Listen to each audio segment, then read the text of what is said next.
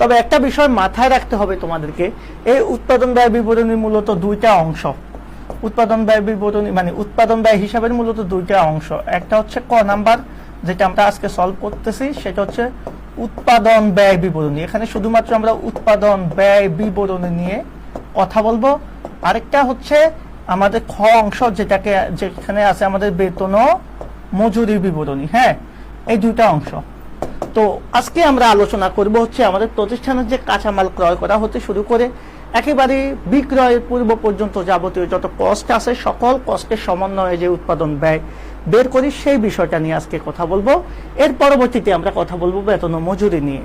তো আজকের অংশটা আমাদের জন্য খুবই গুরুত্বপূর্ণ এই কারণে, কারণ এই অংশটা থেকে আমাদের শুধুমাত্র এইচএসসি পরীক্ষাতেই না, আমাদের অ্যাডমিশন টেস্টেও প্রচুর প্রশ্ন এসে থাকে। তো শিক্ষার্থী বন্ধুরা, একটা বিষয় তোমাদের অবশ্যই মাথায় রাখতে হবে, সেটা হচ্ছে যে যেহেতু এই অধ্যায়টা থেকে আমাদের অ্যাডমিশন টেস্টে প্রচুর প্রশ্ন আসে, পাশাপাশি এইচএসসিতে আমরা যদি এটাকে অ্যাভয়েডও করি তাও সমস্যা হবে না, না হলেও এমসিকিউ এখান থেকে আসতে পারে।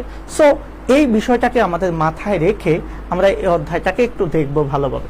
তো দেখো, উৎপাদন ব্যয় বিবরণী নিয়ে কথা বলেছি, এখন আমরা দেখব উৎপাদন ব্যয় বিবরণীর প্রধান উদ্দেশ্য বা মুখ্য উদ্দেশ্যটা আসলে কি। দেখো, প্রধান উদ্দেশ্য বা মুখ্য উদ্দেশ্য বলতে আমরা প্রথম যেটা বুঝবো সেটা হচ্ছে ব্যয় নির্ধারণ, এরপর হচ্ছে ব্যয় নিরূপণ। আমাদের অনেক সময় এমসিকিউতে আসে যে উৎপাদন ব্যয় বিবরণীর প্রধান উদ্দেশ্য কি বা মূল উদ্দেশ্য কি বা প্রধান লক্ষ্যটা কি। এই প্রথম এই বিষয়টা জানার পরে আমাদের যেটা জানতে হবে সেটা হচ্ছে উৎপাদন ব্যয় বিবরণী আসলে অ্যাকচুয়াল উদ্দেশ্য কি। তাহলে প্রধান উদ্দেশ্য বা মুখ্য উদ্দেশ্য যদি প্রশ্নে আসে, তাহলে অ্যান্সার হবে ব্যয় নির্ধারণ বা ব্যয় নিরূপণ। অবশ্যই এই বিষয়টাকে মাথায় রাখতে হবে। তাহলে প্রথম উদ্দেশ্য হচ্ছে এটা। এবার উৎপাদন বা হিসাব চক্রের ধাপ কয়টি যদি কখনো প্রশ্ন আসে, সেক্ষেত্রে অবশ্যই অ্যান্সার হবে 9টি।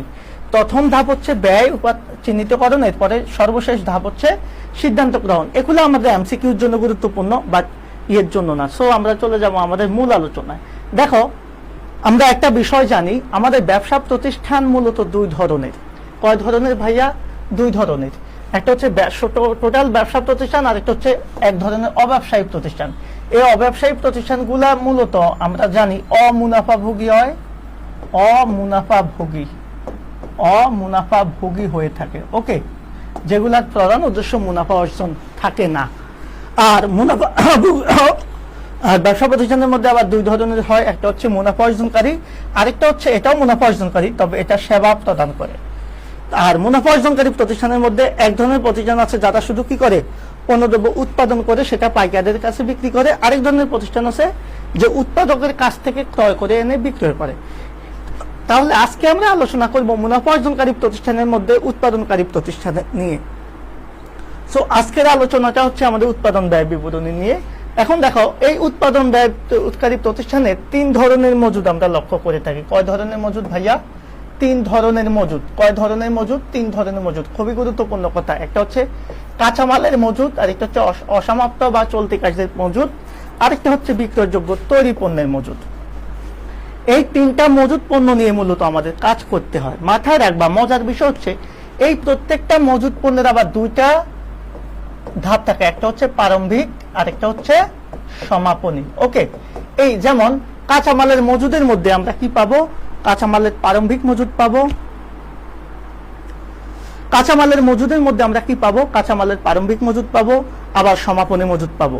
আবার চলতি কাজের মজুদের মধ্যে অথবা আমাদের আংশিক সমাপ্ত পণ্যের কাজে মজুদের মধ্যে অথবা আংশিক উৎপাদন পণ্য মজুদের মধ্যে আমরা প্রারম্ভিক পাবো, সমাপনী পাবো।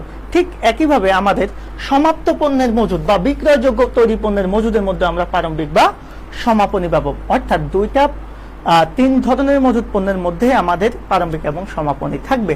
আমরা যখন অঙ্ক করতে যাব দেখবা সবসময় আমরা প্রারম্ভিকটা কি করব? যোগ করব, এবং সমাপনীটা সবসময় কি করে দিব? বিয়োগ করে দিব। কারণ এই সমাপনী যেটা রয়ে যায় সেটা মূলত ব্যয় হয় না, যার কারণে এটা আমরা ব্যয়ের মধ্যে যোগ না করে ব্যয় থেকে এটাকে কি করে দেব? বিয়োগ করে দেব। আশা করি অঙ্ক করতে গেলে এটা তোমাদের অনেক বেশি হেল্প করবে। ক্লিয়ার?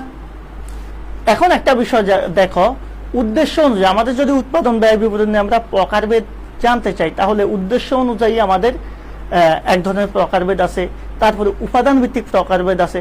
তো উদ্দেশ্য অনুযায়ী প্রকারভেদ মূলত 2টা, একটা হচ্ছে প্রত্যক্ষ খরচ আর একটা হচ্ছে পরোক্ষ খরচ। এখন প্রত্যক্ষ খরচ বা পরোক্ষ খরচের মধ্যে মেইন পার্থক্যটা কি, বা প্রত্যক্ষ খরচ আসলে আমরা কাকে বলবো, বা প্রত্যক্ষ খরচ বলতে আমরা কি বুঝি, সেই বিষয়টা আমাদের একটু দেখতে হবে। দেখো, যে সকল ব্যয় উৎপাদন কেন্দ্র বা উৎপাদন ব্যয়ের এককের সাথে সরাসরি জড়িত সেগুলোকে আমরা প্রত্যক্ষ ব্যয় বলবো। তাহলে উৎপাদন ব্যয়ের এককের সাথে যে ব্যয়গুলো সরাসরি বা ডিরেক্ট রিলেটেড সেগুলোকে আমরা বলবো প্রত্যক্ষ ব্যয়, যেগুলো উৎপাদন ব্যয়ের সাথে ডিরেক্ট রিলেটেড না সেগুলোকে আমরা বলবো পরোক্ষ ব্যয়। ওকে, আশা করি বিষয়টা বুঝতে পেরেছো। অর্থাৎ এটার উদাহরণ যদি আমি দিতে যাই, খেয়াল করো, প্রত্যক্ষ খরচ হচ্ছে যেগুলা, মনে করো তুমি ইট বানাবা, তাহলে ইট বানাতে গেলে যেই কাঁচামালটা বা যে জিনিসটা তোমার সবচাইতে বেশি সর্বপ্রথম প্রধান উপাদান হিসেবে লাগবে সেটা হচ্ছে মাটি। এই যে মাটি, এই মাটি হচ্ছে ইট তৈরির প্রধান কাঁচামাল বা প্রধান খরচ। এই খরচটাকে আমরা কি বলবো? প্রত্যক্ষ খরচ। ওকে, আশা করি বুঝতে পারছো। এবার আসো, এই যে আমি একটু আগে আলোচনা করেছি প্রত্যক্ষ খরচের মধ্যে আবার আমরা জানি যে 3 ধরনের বিষয় আছে। একটা হচ্ছে প্রত্যক্ষ কাঁচামাল, আরেকটা হচ্ছে প্রত্যক্ষ মজুরি, আরেকটা হচ্ছে প্রত্যক্ষ অন্যান্য খরচ। ঠিক পরোক্ষ খরচকে আমরা আবার 3 ভাগে ভাগ করি, পরোক্ষ কাঁচামাল, পরোক্ষ মজুরি এবং অন্যান্য পরোক্ষ খরচ। এখন বিষয়টা হচ্ছে এই যে প্রত্যক্ষ কাঁচামাল, খেয়াল করবা এই প্রত্যক্ষ কাঁচামালগুলা কি একটু আগে উদাহরণ দিলাম যে উৎপাদন ব্যয়ের কেন্দ্র বা উৎপাদন ব্যয় এককের সাথে যেগুলা সরাসরি জড়িত অথবা পণ্য উৎপাদনের একেবারে প্রধান কাঁচামাল। যেমন আমি বলেছিলাম, যদি তুমি ইট তৈরি করতে চাও তাহলে সর্বপ্রধান তোমার কি লাগবে? মাটি। তাহলে ইট তৈরির প্রধান কাঁচামাল কি? মাটি। তাহলে মাটি হচ্ছে একটা প্রত্যক্ষ কাঁচামাল। আবার ঠিক একইভাবে আসবাবপত্র তৈরি করতে গেলে তোমার কি লাগবে? সর্বপ্রথম কাঠ লাগবে। কাঠ হচ্ছে প্রত্যক্ষ কাঁচামাল। তোমরা আমাকে বুঝতেছো? তোমরা কি ক্লাসটা দেখতেছো? ওকে, আমরা এরপরে যে বিষয়টা দেখব সেটা দেখো, যদি তুমি চিনি তৈরি করতে চাও, ভাইয়া চিনি তৈরি করতে গেলে তোমাকে কি করতে হবে? অবশ্যই কি লাগবে? আখ লাগবে। তাহলে আখ হচ্ছে চিনি তৈরির প্রধান কাঁচামাল। ঠিক একইভাবে জুতা বা ব্যাগ বানাতে গেলে আমাদের কি লাগে? চামড়া লাগে। সুতা তৈরি করতে গেলে আমাদের অবশ্যই তুলা লাগে। যে কোনো দালান কোঠা তৈরি করতে গেলে আমাদের সর্বপ্রধান লাগে কি? ইট। তাহলে একটা জিনিসের প্রধান কাঁচামাল যেটা বা যেটা একেবারে উৎপাদন কেন্দ্রে জড়িত থাকে সেই কাঁচামালটাকে আমরা বলবো হচ্ছে প্রত্যক্ষ কাঁচামাল অথবা ডিরেক্ট ম্যাটেরিয়ালস। এটা হচ্ছে আমাদের প্রথম কাজ। তাহলে প্রত্যক্ষ কাঁচামালকে আমরা খুব ইজিলি বুঝতে পারবি, কারণ এই কাঁচামালটাকে পণ্য তৈরির অবিচ্ছেদ্য অংশ হিসেবে চিহ্নিত করা যায়। আমরা জানি একটা প্রোডাক্ট যদি আমি তৈরি করতে যাই, সেই প্রোডাক্ট তৈরির অবিচ্ছেদ্য অংশ হিসেবে আমরা চিহ্নিত করব কাকে? এই প্রত্যক্ষ কাঁচামালটাকে। আশা করি বিষয়টা তোমরা ক্লিয়ার হয়েছে। এবার আসো আমাদের পরবর্তী যে বিষয়টা, যে পরোক্ষ কাঁচামাল বা ইনডিরেক্ট ম্যাটেরিয়ালস যে বিষয়টা, খেয়াল করবা এই সকল পণ্যটা সরাসরি প্রধান কাঁচামাল হিসেবে বিবেচিত না, বাট এটাকে তুমি কি করতে পারবা না? সহজে ওই পণ্য থেকে আলাদা করতে পারবা না, মানে বিচ্ছিন্ন করতে পারবা না। জাস্ট উদাহরণ দিলে তোমরা ক্লিয়ার হয়ে যাবে। দেখো, যেমন আসবাবপত্রে যে তুমি বার্নিশ দাও, খেয়াল করো একটা আসবাবপত্র তৈরির কিন্তু প্রধান কাঁচামাল কিন্তু বার্নিশ না, বাট একটা আসবাবপত্রকে যদি তুমি সুন্দর করে দেখাতে চাও বা মসৃণ করতে চাও, সেখানে তোমাকে বার্নিশটা করা বাধ্যতামূলক। আর বার্নিশ করার পর তোমার এই আসবাবপত্র থেকে তুমি বার্নিশটাকে কি করতে পারবে না? আলাদা করে দেখতে পারবে না। দ্যাট মিনস এটা পণ্য এই যে সহজেই কি করা যাবে না? আলাদা করে পরিমাপ করতে পারবে না। কোত্থেকে? আমাদের পণ্যের অংশ থেকে। অর্থাৎ আমাদের যে তৈরি প্রোডাক্ট আছে সেখান থেকে এটাকে আলাদা করতে পারবে না। তবে এটাকে তুমি উৎপাদন প্রক্রিয়ায় এটা তোমার অবশ্যই লাগবে, কিন্তু সরাসরি প্রধান কাঁচামাল হিসাবে না। এটা হচ্ছে পরোক্ষ কাঁচামাল। যেমন আসবাবপত্র তৈরির ক্ষেত্রে বার্নিশ বা মসৃণ বা বালি বা প্যারেক বা তার কাটা, আঠা, ঘাম, সিরিজ কাগজ এগুলা। আবার পোশাক তৈরির ক্ষেত্রে তোমার কি লাগবে? বোতাম লাগবে, মকরম লাগবে, রং লাগবে, জিপা লাগবে। আমি একটু বলি, মনে করো আমার যে শার্টটা, সেই শার্টটা তৈরি করতে প্রধান কাঁচামাল কি লাগছে? প্রধান কাঁচামাল হচ্ছে আমার কি লাগছে? তুলা, তুলা থেকে সুতা, সুতা থেকে এই কাপড়টা হয়েছে, কিন্তু এই কাপড়টা থেকে তো আমার জামা বানানো হয়েছে। তাহলে জামার প্রধান কাঁচামাল কিন্তু কাপড়। কিন্তু খেয়াল করবা, কাপড়ের মধ্যে কি আমার বোতাম লাগে নাই? অবশ্যই বোতাম লেগেছে। তার মানে এই যে বোতামটা বা বকরম বা রং বা জিপার সেগুলোও লেগেছে, তবে সেগুলো প্রধান কাঁচামাল হিসেবে লাগে নাই।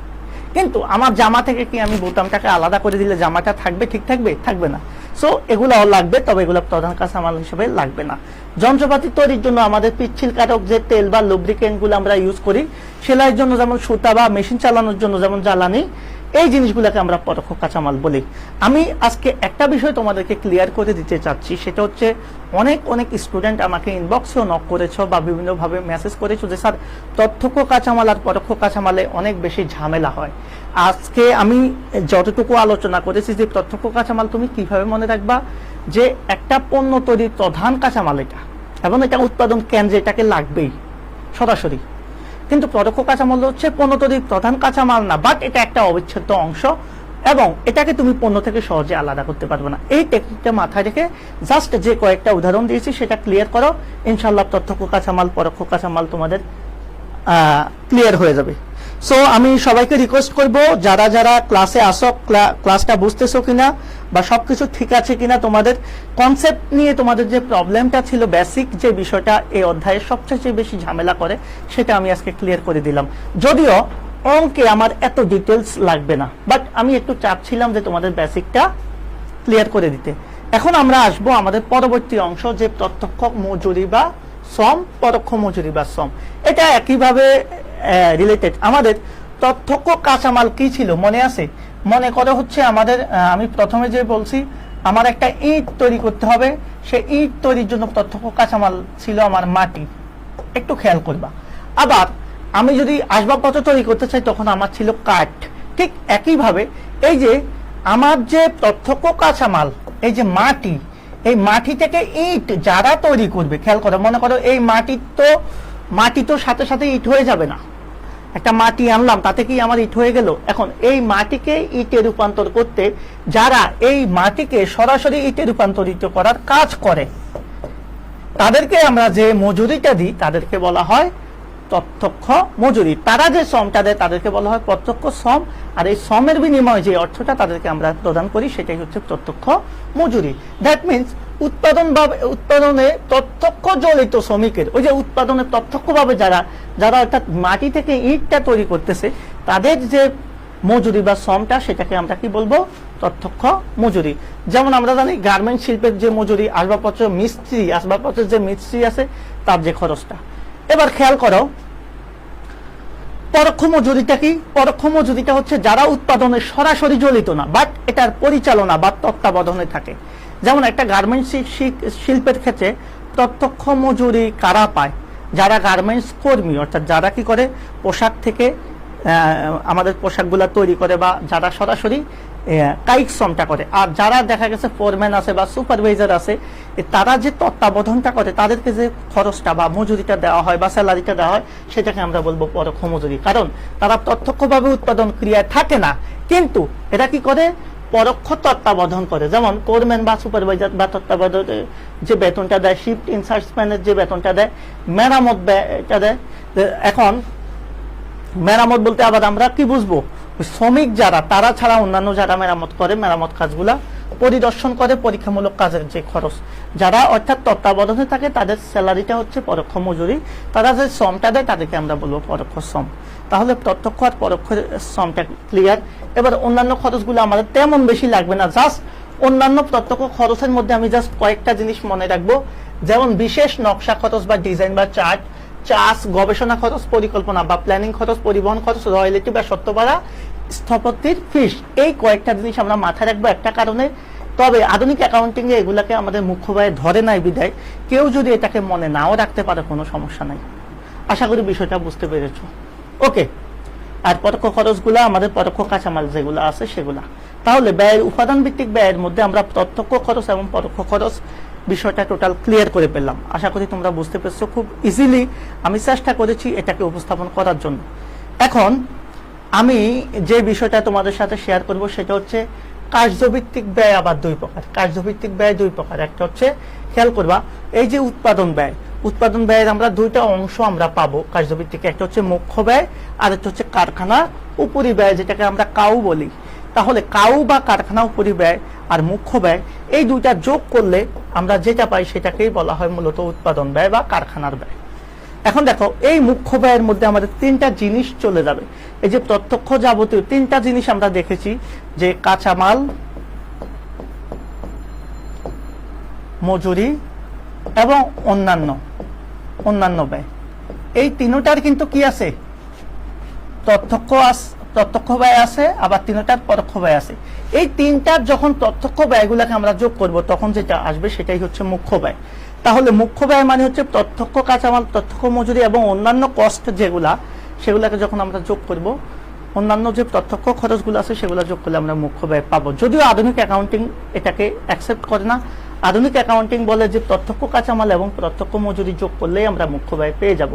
যাই হোক, আমাদের প্রশ্নে যেভাবে থাকবে আমরা সেভাবে সমাধানটা করব। এবার আসো কারখানা উপরি ব্যয় বা উৎপাদন উপরি ব্যয়। তাহলে কারখানা উপরি ব্যয় বা উৎপাদন উপরি ব্যয় আমরা কিভাবে পাবো? এই দেখে যাবতীয় যত পরোক্ষ খরচ আছে, যেমন এই যে কাঁচামালের পরোক্ষ ব্যয়, মজুরির পরোক্ষ খরচ এবং অন্যান্য যত পরোক্ষ খরচ, সকল পরোক্ষ খরচ যোগ করলে আমরা যেটা পাবো সেটাকে আমরা বলবো কারখানা উপরি ব্যয় বা উৎপাদন উপরি ব্যয়। আজকে কি নেটে সমস্যা হচ্ছে কিনা আমি বুঝতেছি না। মেবি তোমাদের নেটে সমস্যা হচ্ছে একটি, নাকি? আমি কমেন্টও দেখতে পাচ্ছি না কারো। আচ্ছা, যাই হোক, আমি আমার আলোচনাটা করে যাচ্ছি। এখন দেখো, তাহলে এই উৎপাদন ব্যয়টাকে আমরা মূলত 2টা অংশে ভাগ করব। একটা হচ্ছে মুখ্য ব্যয় আর একটা হচ্ছে কারখানা উপরি ব্যয়। তাহলে মুখ্য ব্যয় চেনার সহজ উপায় হচ্ছে আমরা যাবতীয় যে প্রত্যক্ষ খরচ আছে সবগুলো আমরা কি করব, যোগ করে মুখ্য ব্যয় পাবো। আর যাবতীয় যত পরোক্ষ ব্যয় আছে সবগুলো যোগ করলে আমরা কারখানা ব্যয় পাবো। এই দুটাকে যখন মিক্স করে দিব বা যোগ করে দিব তখন আমরা পেয়ে যাব উৎপাদন ব্যয়। জাস্ট আমি যখন অঙ্কের ফরমেশনে যাব তখন তোমরা এই বিষয়টা আরো ক্লিয়ার হবা। দেখো, এই সূত্রগুলো এখন তোমরা যে শিখলে তোমরা বুঝবা না, এগুলো আমরা পরে আলোচনা করব। আর এই বিষয়গুলো আমরা একটু পরে আলোচনা করব, কারণ আমরা একটু চলে যাব আমাদের উৎপাদন ব্যয় বিবরণীর চার্টে, যেখান থেকে আমরা মূলত, আচ্ছা আগে একটু আলোচনা করি যে উৎপাদন ব্যয় বিবরণীটা কি। সেটা আমি এর আগেও বলেছি, যে বিবরণীতে পণ্য বা সেবা উৎপাদনের একেবারে কাঁচামাল ক্রয় থেকে শুরু করে চূড়ান্ত ভোক্তার নিকট পৌঁছানো পর্যন্ত যাবতীয় ব্যয়ের সমষ্টি যেখানে আমরা কি করি, দেখাই যে বিবরণীতে, সেটাই হচ্ছে উৎপাদন ব্যয় বিবরণী, বিক্রয় মূল্য সহ দেখায়। তাহলে যে বিবরণীতে পণ্য বা সেবার উৎপাদনের কাঁচামাল থেকে শুরু করে বিক্রয় এবং বিক্রয় পরবর্তী ভোক্তাদের নিকট যাবতীয় পৌঁছানো পর্যন্ত যত ব্যয় আছে সকল ব্যয় নিরূপণ দেখানো হয়। দেখানো কারণে যে বিবরণীটা আমরা দেখানোর জন্য আমরা যে বিবরণীটা মূলত তৈরি করি সেটাকে আমরা উৎপাদন ব্যয় বিবরণী বলি। এটা সাধারণত সাপ্তাহিক, মাসিক, ত্রৈমাসিক, ষান্মাসিক বা বার্ষিক। ষান্মাসিক মানে হচ্ছে আমরা বছরে 2 বার 6 মাস পর পর ভিত্তিতে প্রস্তুত করা হয়ে থাকে। তাহলে উৎপাদন ব্যয় বিবরণী কখনোই একটা নির্দিষ্ট সময়ের জন্য করা হবে না। শুধু বার্ষিক ভিত্তিতে যে করা হবে বিষয়টা এমন না। এটা কি সাপ্তাহিক ভিত্তিতেও হতে পারে, মাসিকও হতে পারে, ত্রৈমাসিকও হতে পারে। ওকে, এই বিষয়টা আমরা খেয়াল রাখবো। আমরা চলে যাব আমাদের মেইন পার্টে। এটা হচ্ছে আমাদের মেইন অঙ্ক আজকের ক্লাসের জন্য সবচেয়ে গুরুত্বপূর্ণ আলোচনা। এতক্ষণ যেটা বলেছি সেটা ছিল আমার কি, জাস্ট তোমাদের সাথে একটু বেসিকটা শেয়ার করা, যে প্রত্যক্ষ খরচ আমি কিভাবে চিনবো, পরোক্ষ খরচটা আমি কিভাবে চিনবো। অনেকে চেনো না, সেজন্য সেটা তোমাদের সাথে তুলে এনেছি। তাহলে প্রত্যক্ষ খরচ চিনবা হচ্ছে কিভাবে, একেবারে যেটা প্রধান কাঁচামাল হিসাবে চিহ্নিত হয় সেটা, আর বাকিগুলা পরোক্ষ, সোজা কথা। এখন আসো আমাদের আলোচনার আজকে আমরা শুরুতে উৎপাদন ব্যয় বিবরণীর এই যে নমুনা ছকটা, এটা আমরা একটু বিশ্লেষণ করব। এটাই হচ্ছে আমাদের সবচাইতে গুরুত্বপূর্ণ বিষয়, কারণ এটা যদি আমরা জানি তাহলে আমরা অনেক কিছুই বুঝতে পারবো, আর এটা যদি আমরা না জানি তাহলে অনেক কিছুই পারবো না। দেখো, আমি শুরুতেই বলেছি, আমি জাস্ট একটা বিষয় তোমাদের সাথে শেয়ার করি, সেটা হচ্ছে আমি বলেছি আমাদের খরচগুলাকে আমরা সাধারণত 2টা অংশে ভাগ করি। একটা হচ্ছে প্রত্যক্ষ খরচগুলা, আর একটা হচ্ছে পরোক্ষ খরচগুলা। একটু জাস্ট দেখাচ্ছি তোমাদের সুবিধার্থে। পরোক্ষ খরচ, এখন দেখো এই প্রত্যক্ষ খরচের মধ্যে কি কি আছে। শিক্ষার্থী বন্ধুরা, তোমরা যদি খেয়াল করো দেখবা এই প্রত্যক্ষ খরচের মধ্যে আমাদের কি আসে, প্রত্যক্ষ কাঁচামাল। সর্বপ্রথম যেটা আসবে প্রত্যক্ষ কাঁচামাল। একটু মজার বিষয় আমি জাস্ট দেখাচ্ছি। এরপরে হচ্ছে প্রত্যক্ষ মজুরি বা শ্রম, এটাকে অনেক সময় অনেকে শ্রম নামেও লিখে। ওকে, এরপর হচ্ছে প্রত্যক্ষ অন্যান্য ব্যয়, এটাকে অনেকে আরোপণযোগ্য ব্যয়ও বলে। যেটাই বলুক না কেন বিষয়টা এক। এরপরে আমরা পরোক্ষ খরচের মধ্যে একই জিনিস দেখব, সেম। এখানে কি হবে, জাস্ট প্রত্যক্ষ জায়গায় পরোক্ষ লিখবে আর কি, পরোক্ষ কাঁচামাল। ওকে, এরপরে হচ্ছে পরোক্ষ মজুরি বা শ্রম, আর পরোক্ষ অন্যান্য ব্যয় বা পরোক্ষ উপরি ব্যয়, সরি আরোপণযোগ্য ব্যয়, পরোক্ষ অন্যান্য খরচ বা অন্যান্য ব্যয়। এখন আমি আগেই বলেছি এই যে যাবতীয় প্রত্যক্ষ খরচ, এই যাবতীয় প্রত্যক্ষ খরচ যোগ করলে আমরা কি পাবো ভাইয়া, মনে আছে? মুখ্য ব্যয় পাবো। তাহলে আমার যাবতীয় যত প্রত্যক্ষ খরচ আছে, প্রত্যক্ষ কাঁচামাল হোক, মজুরি হোক, অথবা প্রত্যক্ষ অন্যান্য কষ্ট হোক, সকল কষ্ট যোগ করার পর আমার যে অ্যামাউন্টটা আসবে সেটার নাম কি ভাইয়া? মুখ্য ব্যয়। এতটুকু আমরা সবাই ক্লিয়ার কিনা বলো তো? মানে প্রত্যক্ষ মানে, আচ্ছা একটা জিনিস আমি টেকনিক্যালি তোমাদের একটু বলি, সেটা হচ্ছে প্রত্যক্ষ মানে কি? একবারই প্রধান। প্রধান মানে কি? মুখ্য। দ্যাট মিনস প্রত্যক্ষ বললেই আমরা প্রধান থেকে মুখ্য ব্যয় মনে রাখবো। এখন আসো, পরোক্ষ কাঁচামাল, পরোক্ষ মজুরি, পরোক্ষ অন্যান্য সব মিলে আমরা কি বলেছি? কারখানা উপরি ব্যয় অথবা উৎপাদন উপরি ব্যয়। কারখানা উপরি ব্যয় অথবা উৎপাদন উপরি ব্যয় অথবা কারখানা, এই তিনটা যোগ করলে আমরা এটা পাবো। এখন আমার কথা হচ্ছে এই দুইটা যখন এই প্রত্যক্ষ এবং পরোক্ষ সকল খরচ, মানে এই যে এই তিনটা, অর্থাৎ এখানে আছে মুখ্য ব্যয়, এখানে আছে কারখানা উপরি ব্যয়, এই দুইটা যখন একসাথে যোগ করে দিব তখন একসাথে হয়ে যাবে যে উৎপাদন ব্যয়। দেখো মজার বিষয়, কিন্তু এটাই হচ্ছে উৎপাদন ব্যয় বা কারখানার ব্যয়। তাহলে এখান থেকে আমরা অনেকগুলা সূত্র তৈরি করতে পারবো যে মুখ্য ব্যয় কিভাবে বের করতে হয়। তোমাকে সূত্র শেখার দরকার নাই। তাহলে কি করবা? যাবতীয় প্রত্যক্ষ খরচ যোগ করে দিবা। কারখানার উপরি ব্যয় কিভাবে বের করতে হয়? যাবতীয় পরোক্ষ খরচ যোগ করে দিবা। আবার যদি তোমাকে বলে উৎপাদন ব্যয় কিভাবে বের করতে হয়, তখন কি করবা? এই মুখ্য ব্যয় অর্থাৎ এই তিনটা প্লাস কারখানা উপরি ব্যয় অর্থাৎ এই তিনটা, অর্থাৎ যাবতীয় প্রত্যক্ষ এবং পরোক্ষ সকল খরচ যোগ করে দিলে উৎপাদন ব্যয়টা আমরা পেয়ে যাব। এতটুকু তোমরা ক্লিয়ার কিনা একটু রেসপন্স করে জানাও তো, এতটুকু আমরা ক্লিয়ার কিনা? আমি একটু জানতে চাচ্ছি সবার কাছে, এতটুকু আমরা সবাই ক্লিয়ার কিনা? এতটুকু ক্লিয়ার কিনা? ওকে, ক্লাস কারোই ভালো লাগতেছে না নাকি এরকম কিছু? নাকি তোমরা কেউ জানো না, নোটিফিকেশন পাও নাই? যাই হোক, এখন এখান থেকে আমি আরেকটা মজার জিনিস তোমাদেরকে সৃষ্টি করব, তোমাদের জন্য তৈরি করব। সেটা হচ্ছে, একটু আগে আমি বলেছিলাম রূপান্তর ব্যয়। মাথায় রাখবা, রূপান্তর ব্যয় কিভাবে বের করতে হয় সেটা আমি দেখাবো তোমাদেরকে। এখন আশ্চর্য, আজকে নেট এমন করতেছে কেন? দেখো আমরা এখান থেকে এখন আরেকটা সূত্র আমরা বের করবো। আচ্ছা যাই হোক, এই যে কনভার্সন কস্ট আমি একটু আগে দেখিয়েছিলাম, তোমাদের বলছিলাম, আমি জাস্ট এখান থেকে দেখাই দিই। রূপান্তর ব্যয়, এই রূপান্তর ব্যয়টা কিভাবে হবে আমি জাস্ট একটা বিষয় তোমাদের সাথে তুলনা করব। সেটা হচ্ছে, এখানে দুইটা সূত্র আছে রূপান্তর ব্যয়ের। এই যে একটা সূত্র, একটা সূত্র, তোমাদের কাছে এই দুইটা সূত্র একটু জটিল মনে হতে পারে, একটু কঠিন লাগতে পারে। সেটাকে সহজ করার জন্য আমি জাস্ট ওই জায়গায় চলে যাচ্ছি যে আমি এখান থেকে যে সিস্টেমটা বের করেছি তোমাদের জন্য, এখান থেকে আমরা রূপান্তর ব্যয়টা বের করবো। খেয়াল করো, রূপান্তর ব্যয় মানে হচ্ছে এই যে আমাদের উৎপাদন ব্যয়টা, এই কি করব, বারবার নেট চলে যাচ্ছে কেন? ওকে, সবাই কি ক্লাসটা দেখতে পাচ্ছ? সেটা হচ্ছে, একটু আগে আমি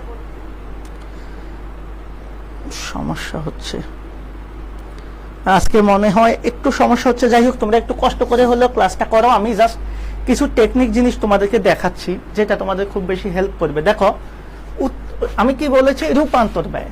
খেয়াল করো, রূপান্তর ব্যয়, যেটাকে আমরা কনভার্সন কস্ট বলি। রূপান্তর ব্যয়, রূপান্তর ব্যয়ের মধ্যে মাথায় রাখবা, সাধারণত উৎপাদন ব্যয় থেকে আমরা জাস্ট কি করব, আমাদের এই যে প্রত্যক্ষ কাঁচামাল, এই যে প্রত্যক্ষ কাঁচামাল আছে এটা মাইনাস করে দিলেই আমরা পেয়ে যাব রূপান্তর ব্যয়। কারণ প্রত্যক্ষ কাঁচামালকে রূপান্তর করার কোনো কিছু নাই। কথা কি বুঝছো? কারণ সেটা সরাসরি ডিরেক্ট ম্যাটেরিয়ালস, এটাকে রূপান্তর করতে পারবা না। সেজন্য উৎপাদন ব্যয় থেকে, তাহলে উৎপাদন ব্যয়টা কিভাবে আসে? উৎপাদন ব্যয়টা আসে প্রত্যক্ষ কাঁচামাল, প্রত্যক্ষ মজুরি, প্রত্যক্ষ শ্রম, পরোক্ষ কাঁচামাল, পরোক্ষ মজুরি, পরোক্ষ শ্রম, এই 6টা যোগ করলেই তো আমরা উৎপাদন ব্যয় পাই। তাহলে এই উৎপাদন ব্যয় থেকে আমি কি করতে পারবো, এই প্রত্যক্ষ কাঁচামালটা জাস্ট মাইনাস করে দাও, তাহলেই হয়ে যাবে রূপান্তর ব্যয়। অথবা তুমি যদি চাও যে স্যার আমি প্রত্যক্ষ কাঁচামালটা যোগই করব না, অর্থাৎ আমি এটাকে আরো সংক্ষেপে বলি, ধরে নাও আমার প্রত্যক্ষ কাঁচামাল 10 টাকা। খেয়াল করো, প্রত্যক্ষ মজুরি 5 টাকা, 15 টাকা, অন্যান্য ব্যয় 3 টাকা, তাহলে কত হলো? 18 টাকা। তাহলে এখানে কত হলো? 18 টাকা। একটু খেয়াল করবো, আমি জাস্ট দেখাচ্ছি। 18 টাকা মুখ্য ব্যয়। এরপরে আসো, পরোক্ষ কাঁচামাল ধরে নাও, পরোক্ষ কাঁচামাল হচ্ছে 10 টাকা, মনে করো পরোক্ষ মজুরি হচ্ছে 6 টাকা, পরোক্ষ অন্যান্য ব্যয় হচ্ছে মনে করো 1 টাকা। তাহলে 6 1 7 7 8 10 17, তার মানে আমার কারখানা উপরি ব্যয় দাঁড়াচ্ছে কত টাকা? কারখানা উপরি ব্যয় দাঁড়াচ্ছে আমার কত টাকা? 17 টাকা। তাহলে তোমার উৎপাদন ব্যয় কত দাঁড়াবে? মুখ্য ব্যয় যদি 18 টাকা হয়, কারখানা উপরি ব্যয় যদি 17 টাকা হয়, উৎপাদন ব্যয় হবে কত? 17 যোগ 18 মানে হচ্ছে 35। এখন এখান থেকে তোমাকে যদি বলা হয় রূপান্তর ব্যয় বের করতে, তাহলে কি করবা? নরমাল হিসাব, রূপান্তর ব্যয় মানে উৎপাদন ব্যয়, তাহলে রূপান্তর ব্যয় সমান উৎপাদন ব্যয়টা লিখো। কিন্তু এই উৎপাদন ব্যয়ের মধ্যে কি আছে? কারখানা উপরি ব্যয় আছে 10 টাকা, এটা মাইনাস করে দাও, কত হবে? 25 টাকা রূপান্তর ব্যয়। ক্লিয়ার? সূত্র কি মুখস্থ করা লাগবে? আমাদের কি সূত্র মুখস্থ করা লাগবে না টেকনিকটা আমরা ইউজ করলে আমরা এটা করতে পারবো সহজে? আচ্ছা, এটা যদি তোমার ভালো না লাগে আরেকটা ওয়ে আছে, সেটা কি? তুমি প্রত্যক্ষ কাঁচামাল বাদে বাকি সব যোগ করে দাও, অর্থাৎ প্রত্যক্ষ কি মজুরি, প্রত্যক্ষ অন্যান্য ব্যয়, তাহলে 5 3 8, আর এখানে কত? 10 18 24 25। ওকে, তাহলে প্রত্যক্ষ কাঁচামাল ছাড়া বাকি সব কিছু যোগ করে দিলেও তোমার কত হবে? 25। তাহলে এখান থেকে আমরা বুঝে গেলাম উৎপাদন ব্যয় থেকে যদি প্রত্যক্ষ কাঁচামাল বের করে দেওয়া হয় তাও আমরা রূপান্তর ব্যয় পাবো, অথবা আমরা কি করতে পারবো? প্রত্যক্ষ কাঁচামাল ছাড়া বাকি সকল প্রত্যক্ষ এবং পরোক্ষ খরচ যোগ করে দিলে আমরা রূপান্তর ব্যয় পাবো। এবার আসেন সূত্রটা দেখেন, আপনাদের আমার কথার সাথে আপনারা একমত হবেন। দেখেন রূপান্তর ব্যয়টা আমরা দেখি। এই যে প্রত্যক্ষ মজুরি, অন্যান্য প্রত্যক্ষ ব্যয় বা কারখানা উপরি ব্যয়, কারখানা উপরি ব্যয়ের মধ্যে কিন্তু ওই যে পরোক্ষ সকল খরচ আছে এটা, অথবা আমরা উৎপাদন ব্যয় থেকে ব্যবহৃত কাঁচামালের ব্যয়টা মাইনাস করেছি। এখন প্রশ্ন আসতে পারে যে স্যার আপনি ব্যবহৃত কাঁচামালের ব্যয়টা কই পাইলেন? আমি তো এখানে প্রত্যক্ষ কাঁচামাল দেখেছি, তবে তোমার দেখার মধ্যে একটু ভুল আছে, সেই ভুলটা সংশোধন করে দিচ্ছি। এই যে প্রত্যক্ষ কাঁচামাল, এই প্রত্যক্ষ কাঁচামালের আরেকটা নামই হচ্ছে ব্যবহৃত কাঁচামাল, তবে এটার মধ্যে একটু পার্থক্য আছে, সেটা আমি একটু পরে দেখাচ্ছি। ব্যবহৃত কাঁচামাল, তাহলে ব্যবহৃত কাঁচামালের সাথে যখন তুমি প্রত্যক্ষ মজুরি এবং অন্যান্য প্রত্যক্ষ ব্যয় যোগ করবা, তাও কি পাবা? মুখ্য ব্যয় পাবা। দ্যাট মিনস আমরা একই সাথে অনেকগুলা ওয়ে বা অনেকগুলা সিস্টেম দেখলাম বের করার জন্য। তাহলে এবার আমি অঙ্কে চলে আসি। দেখো, প্রথমে আমাদের কাঁচামালের প্রারম্ভিক মজুদ থাকবে। এই কাঁচামালের যে প্রারম্ভিক মজুদ, সেটার সাথে কাঁচামাল ক্রয়টা আমরা কি করব ভাইয়া? যোগ করব। যোগ করে যদি কোনো প্রত্যক্ষ খরচ থাকে, অর্থাৎ ওই মাল আমার ব্যবসায় আনতে গেলে আমার কাঁচামালটা, সাপোজ আমি ইন্ডিয়া থেকে কাঁচামালটা কিনে আনলাম, ওকে, এখন ইন্ডিয়া থেকে কিনে আনতে গেলে আমার কি লাগবে? আমার জাহাজ ভাড়া লাগবে, আন্তঃপরিবহন লাগবে, শুল্ক লাগবে। আমি সবগুলা জিনিস এখানে যোগ করে দিই। ওকে, তাহলে প্রারম্ভিক কাঁচামালের সাথে আমরা কাঁচামাল ক্রয়টা যোগ করব, জাহাজ ভাড়া, আন্তঃপরিবহন বা শুল্ক বা আমদানি শুল্ক আমরা যোগ করব। এখান থেকে যদি আমার ক্রয়কৃত কোনো পণ্য আমার ব্যবহার অযোগ্য হয়ে যায় বা নষ্ট হয়ে যায় বা আমার পছন্দ অনুসারে না হয়, সেটা আমি ফেরত দিয়ে দেব, সেটা মাইনাস করে দেব। তাহলে কি হচ্ছে? প্রারম্ভিক কাঁচামালের সাথে কাঁচামাল ক্রয়টা যোগ, যদি কোনো প্রত্যক্ষ খরচ থাকে সেটা যোগ করে আমরা ক্রয় ফেরত থাকলে যেটা হয় সেটা হচ্ছে নিট কাঁচামাল বা ব্যবহারযোগ্য কাঁচামাল বা ব্যবহার উপযোগী কাঁচামালের ব্যয়। তাহলে ব্যবহার উপযোগী কাঁচামালের ব্যয় কিভাবে বের করব? এই প্রারম্ভিক কাঁচামালের সাথে আমরা নিট ক্রয়টা কিভাবে আসবে? কাঁচামাল ক্রয়ের সাথে যদি কোনো প্রত্যক্ষ খরচ থাকে সেটা যোগ করে ক্রয় ফেরতটা মাইনাস করব, তাহলে আমরা নিট ক্রয়টা পাবো। এই কি করব? ব্যবহৃত কাঁচামালের সাথে আমরা কি করব? জাহাজ ভাড়া বা আমদানি শুল্ক অথবা পরিবহন খরচ যোগ করব, ক্রয় ফেরত বা বহি ফেরত মাইনাস করব, এটা আসবে নিট ক্রয়। তাহলে প্রারম্ভিক কাঁচামালের সাথে যখন আমাদের নিট ক্রয়টা যোগ হবে, তখন হয়ে যাবে ব্যবহার উপযোগী কাঁচামালের ব্যয়। এই ব্যবহার উপযোগী কাঁচামালের থেকে আমরা যদি, আমি শুরুতেই বলেছি সমাপনী বললেই মাইনাস হবে, সমাপনী কাঁচামালের ব্যয় বা কাঁচামালের সমাপনী মজুদ বা কাঁচামালের অস্বাভাবিক কোনো ক্ষতি যদি হয়ে থাকে, সেটা মাইনাস করে দিলেই আমরা যেটা পাবো সেটার নাম হচ্ছে ব্যবহৃত কাঁচামালের ব্যয়। এখন প্রশ্ন হচ্ছে যে লাউ সেই কদু, এই যে ব্যবহৃত কাঁচামালের ব্যয়, এটাকেই কিন্তু আমরা এতদিন যাবত কি দেখে আসছি? ওই প্রত্যক্ষ কাঁচামাল নামের থেকে আসছি। তাহলে প্রত্যক্ষ কাঁচামাল, তাহলে প্রত্যক্ষ কাঁচামালের ব্যয় অথবা প্রত্যক্ষ কাঁচামাল বা ব্যবহৃত কাঁচামাল একই জিনিস।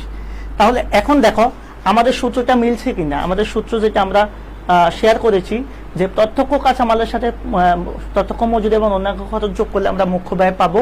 তাহলে দেখো এখন এই যে প্রত্যক্ষ কাঁচামাল বা ব্যবহৃত কাঁচামালের ব্যয় পেলাম, এটার সাথে প্রত্যক্ষ মজুরি আমরা কি করব? যোগ করব, এবং অন্যান্য প্রত্যক্ষ খরচ যোগ করার পরে আমরা কি পাবো? মুখ্য ব্যয় পাবো। এই চার্টটা হচ্ছে উৎপাদন ব্যয়ের সবচেয়ে গুরুত্বপূর্ণ একটা চার্ট। এটা যদি কেউ পারো তাদের উৎপাদন ব্যয়ের মনে রাখবা 70% অলরেডি আমি ক্লিয়ার করে দিয়েছি, সেটা মনে রাখতে পারো। এখানে কারো কোনো প্রবলেম আছে কিনা, যদি থেকে থাকে আমাকে বলতে পারেন। Any problem, any problem, any problem? কোনো সমস্যা আছে কি? এইটুকুর মধ্যে কোনো সমস্যা আসলে থাকার কথা না, যেহেতু আমি ধরে ধরে আলোচনা করেছি। এটা 2 মিনিটের আলোচনা, আমি কিন্তু অলরেডি আধা ঘন্টা করে ফেলেছি। কেন করেছি এতক্ষণ আলোচনা? বিরক্ত হয়ে লাভ নাই, কারণ হচ্ছে এই আলোচনাটুকু আপনি অনেক টিচারের কাছে পাবেন না। পাবেন কিভাবে? এতটা ডিটেলস আলোচনা কয়জনে করতে পারবে? এটা একটা বিষয়। যাই হোক, আমাদের আলোচনা যতটুকু হয়েছে ততটুকু আমি আশা করি আপনারা বুঝতে পেরেছেন। এখন আসেন যে বিষয়টা আমরা এখন দেখাবো। তাহলে ব্যবহৃত কাঁচামালের ব্যয়টা আমরা ক্লিয়ার হয়েছি। ওকে, এখন আমি সো স্যাড, খুবই স্যাড নিউজ। এত কম হলে তো হবে না। আমি কি ক্লাসটা রাখবো না অফ করে দেব আপনাদের জন্য? আপনারা একটু শেয়ার করেন তো, শেয়ার এবং মেনশন একটু বাড়ান। হ্যাঁ, তাহলে আমরা আবারও চলে আসলাম। আমাদের প্রথমে হচ্ছে প্রারম্ভিক কাঁচামালের সাথে কাঁচামাল ক্রয়টা আসবে। ক্রয়ের সাথে যদি আনুষঙ্গিক কোনো খরচ থাকে বা ফেরত থাকে, সেটা যোগ বিয়োগ হয়ে নিট ক্রয় আসবে। এই নিট ক্রয়ের সাথে প্রারম্ভিক মজুদটা যোগ করলে আমরা পাবো ব্যবহার উপযোগী কাঁচামালের ব্যয়। এখান থেকে কাঁচামালের সমাপনী মজুদ বাদ দিলে আমরা পাবো ব্যবহৃত কাঁচামালের ব্যয়। এটা ধরে নাও ধাপ 1। এরপরে ধাপ 2 আমরা কি করব? এটার সাথে প্রত্যক্ষ খরচ যোগ করে দেব, তাহলে আমরা মুখ্য ব্যয় পাবো। সেম এজ আমরা যেটা এখানে করেছি, প্রত্যক্ষ কাঁচামাল বা ব্যবহৃত কাঁচামালের ব্যয়ের সাথে প্রত্যক্ষ মজুরি বা অন্যান্য প্রত্যক্ষ খরচ যোগ করলে আমরা মুখ্য ব্যয় পাবো। আশা করি বিষয়টা ক্লিয়ার। এবার মুখ্য ব্যয়ের সাথে কি হবে তোমরাই বলো? মুখ্য ব্যয়ের সাথে কি যোগ হবে? মুখ্য ব্যয়ের সাথে যাবতীয় পরোক্ষ খরচ যোগ হয়ে যেটা হবে সেটার নাম কারখানা উপরি ব্যয়। আসেন, মুখ্য ব্যয় তো আমরা করে ফেলেছি, এবার মুখ্য ব্যয়ের সাথে আমরা কি করব? কারখানা উপরি ব্যয় যোগ করব। তাহলে কারখানা উপরি ব্যয়ে কি কি আসবে আমরা অলরেডি জানি। কি কি? সকল পরোক্ষ খরচ। এই যে এখানে দেখালাম কি কি আসবে কারখানা উপরি ব্যয়ে: পরোক্ষ কাঁচামাল, পরোক্ষ মজুরি, অন্যান্য পরোক্ষ ব্যয় বা কারখানা সংক্রান্ত যত আলাদা ব্যয় আছে। কারখানা সংক্রান্ত প্রত্যক্ষ খরচ ছাড়া যত পরোক্ষ ব্যয় আছে সবই আসবে আমাদের পরোক্ষ খরচের মধ্যে বা কারখানা উপরি ব্যয়ের মধ্যে। তাহলে কারখানা উপরি ব্যয়ের মধ্যে কি কি যাবে? পরোক্ষ কাঁচামাল, পরোক্ষ মজুরি, পরোক্ষ শ্রম, পরোক্ষ তারপরে আমাদের কারখানার বেতন, কারখানার ভাড়া, কারখানা সংক্রান্ত যা যা আছে বা উৎপাদন সংক্রান্ত যত খরচ আছে সকল খরচের সমষ্টিগুলোকে আমরা বলবো কারখানা উপরি ব্যয়। তাহলে মুখ্য ব্যয়ের সাথে এখন আমরা কি করব? এই কারখানা উপরি ব্যয়টা যোগ করলে আমরা কি পাবো? কারখানার উৎপাদন ব্যয়টা পাবো, যেটা অলরেডি এখানে পেয়ে গিয়েছি। ক্লিয়ার কিনা? এবার খেয়াল করবা, কারখানার উৎপাদন ব্যয়টা পাবো। এর আগে যদি কোনো বিনষ্ট দ্রব্যাদি বা ভগ্নাবশেষ বিক্রয় মূল্য থেকে থাকে, যদি থাকে তখন বাদ দেবো, তবে এটা সাধারণত অঙ্কে থাকে না। তারপরে আমি দেখিয়ে দিলাম, বাদ দিলে আমরা কারখানা উপরি ব্যয় পাবো। এখন একটা কথা আমি তোমাদেরকে শুরুতেই বলেছি, আমাদের মজুদ পণ্য কয় ধরনের মজুদ উৎপাদন ব্যয় বিবরণীতে কয় ধরনের মজুদ আমি আবার দেখাচ্ছি তোমাদের সুবিধার্থে। 3 ধরনের মজুদ নিয়ে আমরা কাজ করেছি, মনে আছে? মনে আছে কি? অনেক দূর চলে আসলাম তো আমি দেখিয়ে দিচ্ছি। 3 ধরনের মজুদ নিয়ে আমরা কাজ করেছি উৎপাদন ব্যয়ে। কি কি? একটা হচ্ছে এই যে, সরি এখানে না, 3 ধরনের মজুদ নিয়ে কাজ করেছি। একটা হচ্ছে এই যে দেখো, একটা হচ্ছে কাঁচামালের মজুদ। এই কাঁচামালের মজুদের কাজ শেষ, কাঁচামালের মজুদের কাজ শেষ। আর 2টা মজুদ আছে, একটা হচ্ছে অসমাপ্ত পণ্যের মজুদ, আর একটা হচ্ছে বিক্রয়যোগ্য তৈরি পণ্যের মজুদ। এই কাঁচামালের মজুদের কাজ কোথায় পর্যন্ত আছে বলতো? এই কাঁচামালের মজুদের কাজ হচ্ছে আমাদের একেবারে কারখানা ব্যয় পর্যন্ত বা উৎপাদন ব্যয় পর্যন্ত এটার কাজ আমরা করব, কাঁচামাল থেকে উৎপাদন করা পর্যন্ত। এবার কাঁচামাল থেকে উৎপাদন করার পরে কিন্তু আরো কিছু 2টা ব্যয় রয়ে গেছে, সেই 2টা নিয়ে কাজ করব। এই 2টার কি হবে? একটা হচ্ছে প্রারম্ভিক, একটা সমাপনী। আমি শুরুতেই বলেছি প্রারম্ভিকটা সবসময় যোগ হবে, সমাপনীটা সবসময় বাদ হবে। কেন বাদ হবে? কারণ সমাপনীটা থেকে যাবে, ব্যয় হবে না, সেজন্য এটা ব্যয় থেকে বাদ দিতে হবে। তাহলে আমরা চলে আসবো আমাদের সেই আলোচনায় যেখানে আমরা চলে গিয়েছি। দেখো, তাহলে আমাদের কারখানা উপরি ব্যয় শেষ। এখানে আমাদের কি চলে গেছে? উৎপাদন, ওই মজুদ পণ্যের মধ্যে আমাদের কি কাঁচামালের মজুদ চলে গেছে। এবার আসবে আমাদের চলতি কাজের মজুদ বা আংশিক উৎপাদনের মজুদ অথবা অর্ধ সমাপ্ত পণ্যের মজুদ। তাহলে সেটার প্রারম্ভিক মজুদটা যোগ করব, সমাপনীটা বাদ দিলে আমরা নতুন একটা ধাপ পাবো, যেই ধাপের নাম হবে তৈরি পণ্যের উৎপাদিত ব্যয় বা উৎপাদিত পণ্যের উৎপাদন ব্যয়। এটাকে আধুনিক পদ্ধতিতে কিন্তু এটাকে উৎপাদন ব্যয় বলা হয়। তাহলে এটা হচ্ছে প্রারম্ভিক। এখন প্রারম্ভিক শেষ, এবার আসবে আমাদের তৈরি পণ্য বা সমাপ্ত পণ্য। প্রারম্ভিক শেষে এবার আসবে আমাদের তৈরি পণ্য বা সমাপ্ত পণ্য বা উৎপাদিত পণ্যের প্রারম্ভিক মজুদ ঠিক একইভাবে যোগ হবে, আর সমাপনী মজুদ ঠিক একইভাবে বিয়োগ হলে আমরা পেয়ে যাব বিক্রিত পণ্যের ব্যয়। এই বিক্রিত পণ্যের ব্যয় এতটুক পর্যন্ত আমাদের আধুনিক উৎপাদন ব্যয় বিবরণী শেষ হয়। তার মানে বিষয়টাকে যদি আমি একেবারে সংক্ষেপে আলোচনা করি, তাহলে আমরা প্রথমে কি পাই? আমরা প্রথমে পাই হচ্ছে ব্যবহৃত কাঁচামালের ব্যয়। ব্যবহৃত কাঁচামালের ব্যয় কিভাবে পাই সেটা আমরা দেখাবো না, সেটা আমরা অলরেডি দেখিয়ে ফেলেছি। তাহলে ব্যবহৃত কাঁচামালের সাথে আমরা কি করব? প্রত্যক্ষ খরচগুলো, সকল প্রত্যক্ষ খরচ, হ্যাঁ, অন্যান্য যে দুইটা প্রত্যক্ষ খরচ আছে, প্রত্যক্ষ খরচ কি করব? যোগ করলে আমরা কি পাই ভাইয়া? মুখ্য ব্যয় পাই। খেয়াল করবা, মুখ্য ব্যয় পাই। মুখ্য ব্যয়ের সাথে আমরা কি যোগ করি? কারখানা উপরি ব্যয় বা কাউ। আমি কারখানা উপরি ব্যয় যোগ করব, তাহলে আমরা কি পাই? তাহলে আমরা উৎপাদন ব্যয় পাই বা কারখানার উৎপাদন ব্যয় পাই। কারখানার উৎপাদন ব্যয়। এই কারখানার উৎপাদন ব্যয়ের সাথে আমরা এখন কি করব? প্রারম্ভিক চলতি কার্য যোগ করব। প্রারম্ভিক চলতি কার্য যোগ, প্রারম্ভিক চলতি কার্য যোগ সমাপনী চলতি কার্য বিয়োগ। বিয়োগ করলে আমরা পাবো হচ্ছে তৈরি পণ্যের উৎপাদন ব্যয়। তৈরি পণ্যের উৎপাদন ব্যয়, উৎপাদন ব্যয় আমি সংক্ষেপে লিখলাম। ওকে, এটার সাথে আমরা কি করব? প্রারম্ভিক উৎপাদিত পণ্য বা সমাপ্ত পণ্য আমি যোগ করব। সমাপনী সমাপ্ত পণ্য আমি বাদ দিলেই, সমাপনী উৎপাদিত পণ্যটা আমি বাদ দিলেই পাবো হচ্ছে আমাদের সিজিএস মানে কস্ট অফ গুডস সোল্ড বা বিক্রিত পণ্যের ব্যয়। এতটুকু হচ্ছে আমাদের মেইন কাজ, উৎপাদন ব্যয়ের মেইন কাজ। ওকে, এই কাজটা আমাদের মেইন কাজ। আমি আবারও বলছি, এটা খুবই গুরুত্ব আমাদের জন্য। তাহলে বিষয়টা কিন্তু একভাবে আসে নাই, আমরা অনেকগুলা ওয়ে পার হয়ে কিন্তু এখানে এসেছি। প্রথমে আমরা ব্যবহৃত কাঁচামালের ব্যয় বের করেছি কিভাবে? প্রারম্ভিক কাঁচামালের সাথে কাঁচামাল ক্রয়টা যোগ করেছি, অন্যান্য খরচ যোগ করে ক্রয় ফেরতটা মাইনাস করছি, সেটার সাথে আমাদের প্রারম্ভিক মজুরটা যোগ করে সমাপনী কাঁচামালটা কি করছি? বাদ দিয়েছি। বাদ দেওয়ার পরে ব্যবহৃত কাঁচামালের ব্যয় পেয়েছি ধাপে। এরপরে প্রত্যক্ষ অন্যান্য খরচ যোগ করে আমরা মুখ্য ব্যয় পেয়েছি। মুখ্য ব্যয়ের সাথে আমরা কি করেছি? কারখানা উপরি ব্যয় যোগ করে বিনষ্ট দ্রব্যাদি বা ভগ্নাবশেষ বিক্রয় মূল্য থাকলে সেটা মাইনাস করে আমরা কারখানার উৎপাদন ব্যয় পেয়েছি। এরপরে আমরা প্রারম্ভিক চলতি কার্যের মজুদ যোগ করেছি, সমাপনী চলতি কার্যের মজুদ আমরা বিয়োগ করেছি। বিয়োগ করে আমরা পেয়েছি তৈরি পণ্যের উৎপাদিত ব্যয়।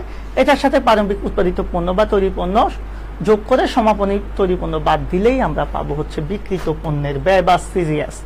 এতটুকুই হচ্ছে আমাদের উৎপাদন ব্যয় বিবরণীর প্রধান কাজ।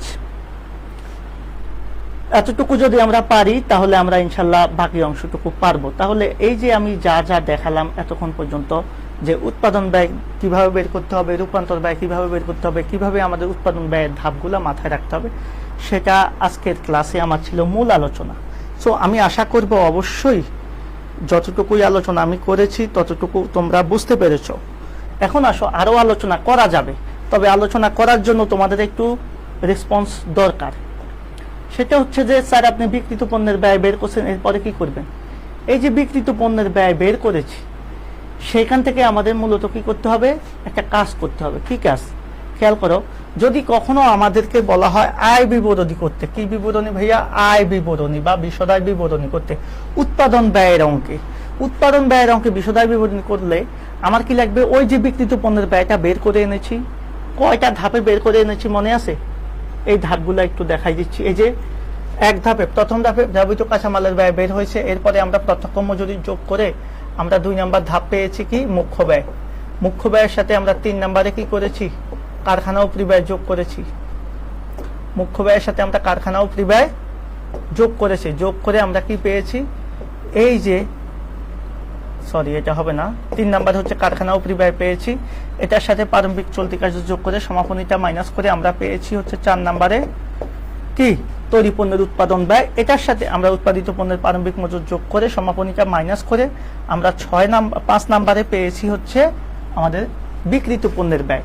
এই বিক্রিত পণ্যের ব্যয়টা তুমি কি করবা, এই বিক্রিত পণ্যের ব্যয়টা তুমি নিজ বিক্রয় থেকে বাদ দিবা। এখন নিজ বিক্রয় কিভাবে পাবা, প্রশ্নে তখন তোমাকে একটা বিক্রয় মূল্য দেওয়া থাকবে, যদি এর সাথে কোনো ফেরত টেরত থাকে সেটা বাদ দিয়ে দিবা, সাধারণত থাকে না। তাহলে এই বিক্রয় থেকে বা নিজ বিক্রয় যেটা পাবো, আমি ধরে নিলে বিক্রয় ফেরত আছে, নিজ বিক্রয় থেকে বিক্রিত পণ্যের ব্যয় যেটা আমরা কোথায় পেয়েছি, উৎপাদন ব্যয় বিবরণীতে সিজিএস নামে বের করেছি একটু আগে, সেটা বাদ দিলে আমরা মোট মুনাফা পাবো। এবার মোট মুনাফার সাথে পরিচালনা ব্যয় বা বাণিজ্যিক ব্যয়গুলা আমরা কি করব, যোগ করব।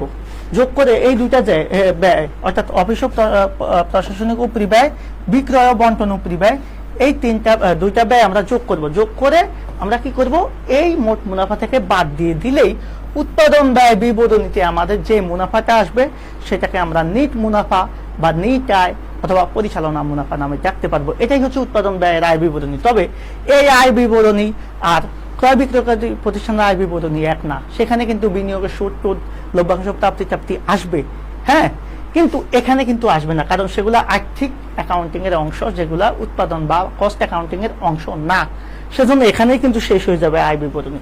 এখন প্রবলেম হচ্ছে যে অফিস ও প্রশাসনিক উপরি ব্যয় কোনগুলা, বিক্রয় বন্টন উপরি ব্যয় কোনগুলা, সেগুলা নিয়ে আমাদের আলোচনা এর আগে আছে। তবে আমরা এই যে বিক্রিত পণ্যের ব্যয় বের করেছি, এখন এখান থেকে ওকে দেখো, তবে আমরা যে বিক্রিত পণ্যের ব্যয় বের করেছি, এখান থেকে চাইলে আমরা কি করতে পারবো, এখান থেকে চাইলে আমরা মোট ব্যয় পর্যন্ত যাইতে পারবো। অর্থাৎ এটা কিন্তু আমাদের ব্যবসা প্রতিষ্ঠানের উৎপাদনের মোট ব্যয় বের হয় নাই, এটা জাস্ট আমার কি বের হয়েছে, বিক্রিত পণ্যের ব্যয় বের হয়েছে। তাহলে বিক্রিত পণ্যের ব্যয়ের সাথে যদি আমি পরিচালনা ব্যয়গুলা যোগ করে দিই, অর্থাৎ এই বিক্রিত পণ্যের ব্যয়ের সাথে এখন আমি পরিচালনা ব্যয় কি করে দিব, বিক্রিত পণ্যের ব্যয়ের সাথে আমি যোগ করে দিব বিক্রিত পণ্যের ব্যয়, ব্যয়ের সাথে পরিচালনা ব্যয় যোগ করে দিলে কিন্তু আমার হয়ে যাবে মোট ব্যয়। তাহলে পরিচালনা ব্যয়ের মধ্যে আবার দুইটা আছে, একটা হচ্ছে অফিস ও প্রশাসনিক উপরি ব্যয়, আর একটা হচ্ছে বন্টন বিক্রয় ও বন্টন উপরি ব্যয়। দেখি যে আসলে তারা কিভাবে যোগ করেছে। এই যে বিক্রিত পণ্যের ব্যয় আছে, এটার সাথে পরিচালনা ব্যয়গুলো আমরা যোগ করে দিয়েছি। একটা হচ্ছে অফিস ও প্রশাসনিক উপরি ব্যয়, আরেকটা হচ্ছে আমাদের বিক্রয় ও বন্টন উপরি ব্যয়। যোগ করে দিলে যে ব্যয়টা আসবে সেটার নামই হচ্ছে মূলত মোট ব্যয়, অনেকে এটাকে বিক্রয় ব্যয়ও বলে। তাহলে মোট ব্যয় বা বিক্রয় ব্যয়টা এরপরে আমরা পাবো। এটার সাথে এখন আমার মনে করো আমি পণ্যটা বিক্রি করেছি 100 টাকায়, আমার এই পণ্যের ব্যয় ছিল 80 টাকা, তাহলে আমার মুনাফা কত, 20 টাকা। তাহলে এই বিক্রয় মূল্য আর মোট ব্যয়ের পার্থক্যটা হবে মুনাফা। যদি আমার বিক্রয় মূল্য কম হয়, ব্যয় বেশি হয়, তখন মুনাফার পরিবর্তে সেটা ক্ষতি হয়ে যাবে। এটা আমরা সবাই জানি, এটা নিয়ে কথা বলার কোনো কিছু নাই। এটাই হচ্ছে আমাদের টোটাল উৎপাদন ব্যয় বিবরণীর ছক। তাহলে উৎপাদন ব্যয় বিবরণীর ছকের মধ্যে আমরা এই যে সিজিএস পেয়েছি, সিজিএস এর সাথে বিক্রিত পণ্যের ব্যয় হয়েছে, এটার সাথে পরিচালনা ব্যয় মানে অফিস ও প্রশাসনিক উপরি ব্যয়, বিক্রয় বন্টন উপরি ব্যয়, এই দুইটা ব্যয়, হ্যাঁ, এই দুইটা ব্যয় যোগ করে দিলে পাবো কি ব্যয়, মোট ব্যয়। মোট ব্যয়ের সাথে যখন আমরা মুনাফা যোগ করে দিব, তখন পেয়ে যাব বিক্রয় মূল্য। এটাই হচ্ছে উৎপাদন ব্যয় বিবরণী। তবে আমাদের মোট নিট মুনাফা বের করতে গেলে বিক্রিত পণ্যের ব্যয় পর্যন্ত করলেই হবে। এই ছিল তোমাদের সাথে আমার উৎপাদন ব্যয় বিবরণী চার্ট নিয়ে কথা। এখন তিনটা প্রশ্ন এখানে, যে সেটা হচ্ছে অফিস ও প্রশাসনিক উপরি ব্যয় কোনগুলা, বিক্রয় বন্টন উপরি ব্যয়গুলা বা কারখানা উপরি ব্যয় কোনগুলা, সেগুলোর জন্য আমরা একটু ব্যাখ্যায় চলে যাব। যদিও এগুলা নিয়ে আমি কথা বললেই হয়, তারপর তোমাদের ব্যাখ্যা সহ দেখিয়ে দিব। খেয়াল করবা, শুরুতে আমি কারখানা উপরি ব্যয়টা নিয়ে একটু কথা বলি। কারখানা উপরি ব্যয়গুলো আমি বলেছি কারখানা সংক্রান্ত যাবতীয় যত কস্ট আছে, হ্যাঁ, সব। আর অফিস ও প্রশাসনিক উপরি ব্যয় কোনগুলা, যেগুলা একটা অফিস পরিচালনা বা ব্যবস্থাপনা করতে গেলে যেই খরচগুলা নিয়মিতভাবে সংগঠিত হয়, যেমন অফিসের বেতন, ভাড়া, বীমা খরচ, উপযোগ খরচ, হ্যাঁ, সাধারণ খরচ, এগুলো অফিস খরচ। অথবা আসবাবপত্রের অবচয় বলতে পারি, আসবাবপত্রের অবচয়, হ্যাঁ, যেটা এখানে আমি লিখি নেই, আসবাবপত্রের অবচয়। আবার দেখো বিক্রয় বন্টন উপরি ব্যয় মানে হচ্ছে যেগুলো বিক্রয় আর বন্টনের সাথে রিলেটেড, যেমন বিজ্ঞাপন, নমুনা পণ্য বিতরণ হবে, ওকে, কমিশন, শোরুম ভাড়া। আবার হতে পারে এখানে ডেলিভারি ভ্যানের অবচয়, ডেলিভারি ভ্যানের অবচয়, হ্যাঁ, বা ভ্রমণ খরচ যেগুলো আছে, হ্যাঁ, ডেলিভারি ভ্যানের অবচয়। এই জিনিসগুলা আমাদের বিক্রয় বন্টন উপরি ব্যয়। তাহলে এই বিক্রয় আবার অনাদায়ী পাওনাও আছে। সো এই জিনিসগুলো আমাদের কি হয়, বিক্রয় বন্টন উপরি ব্যয় যাবে। অফিস সংক্রান্ত খরচগুলো যাবে আমাদের আমাদের অফিস সংক্রান্ত যাবতীয় যত খরচ আছে, আসবাবপত্রের অবস্থা হতে শুরু করে অফিসিয়াল যত মনিহারি চাপা মনিহারি, হ্যাঁ, যা আছে বেতন ভাড়া বিজ্ঞাপন, বিজ্ঞাপন না, বীমা খরচ, হ্যাঁ, এই জাতীয় জিনিসগুলো হচ্ছে আমাদের অফিস সংক্রান্ত খরচ। এবার বিক্রয় বন্টন ব্যয় হচ্ছে বিক্রয় সংক্রান্ত বা বিতরণ সংক্রান্ত যত খরচ, যেমন বিজ্ঞাপন, শোরুম ভাড়া, হ্যাঁ, তারপরে হচ্ছে আমাদের পণ্য বিতরণ, তারপরে হচ্ছে আমাদের ডেলিভারি ভ্যানের অবচয়, ভ্রমণকারীর নমুনা, এরপরে হচ্ছে আমাদের, হ্যাঁ, এক্সেট্রা আর কি। আবার কারখানা ব্যয় তো আমরা বললামই, কারখানা সংক্রান্ত যাবতীয় যত যা আছে সব। আশা করি বিষয়টা বুঝতে পেরেছ যে আমরা কিভাবে উৎপাদন ব্যয় বিবরণীটা করব। তো উৎপাদন ব্যয় বিবরণীর আমার কাছে সবথেকে গুরুত্বপূর্ণ ধাপ হচ্ছে এই ব্যবহৃত কাঁচামালের ব্যয়টা বের করতে পারলে বাকি সব পারবা, যেটা অলরেডি আমি বলে দিয়েছি যে আমরা জাস্ট এই টেকনিকটা অবলম্বন করলে আমরা যাবতীয় যত যা আছে সকল ধরনের উৎপাদন ব্যয় সংক্রান্ত অঙ্ক করতে পারবো। কারণ এটাই হচ্ছে